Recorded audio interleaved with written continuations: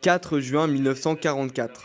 Le général de Gaulle est convoqué par Winston Churchill, qui lui annonce que le débarquement en Normandie se fera sans l'aide de la France.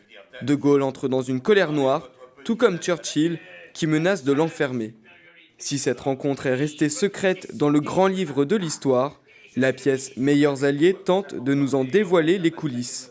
Un moyen de montrer la complexe relation qui unissait les deux hommes.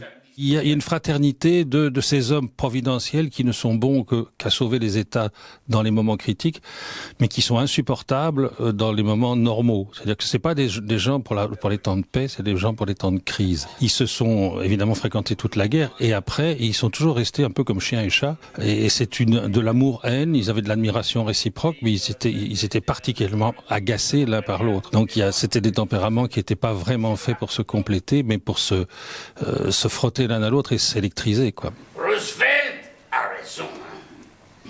Vous êtes dingue. Roosevelt est un homme malade. Et vous, monsieur le Premier ministre, vous buvez trop. Plus qu'une joute verbale entre De Gaulle et Churchill, la pièce nous immerge complètement dans l'ambiance précédant la fin de la Seconde Guerre mondiale et la libération de la France. Les quelques survivants de la France libre qui étaient à Londres avec De Gaulle sont arrivés vers nous après les présentations en disant on s'y croirait, on se reconnaît complètement, ça sent l'époque que nous avons vécue. Ça, pour moi, je trouve que c'est une forme d'hommage. Et d'autre part, il y a la modernité du propos, puisque les jeunes générations arrivent en disant mais en fait, c'est toujours le même bordel, ça n'a pas changé. Qui, de Churchill ou De Gaulle, aura le dernier mot? Vous le saurez si vous vous rendez au théâtre du Petit Montparnasse d'ici le 30 juin.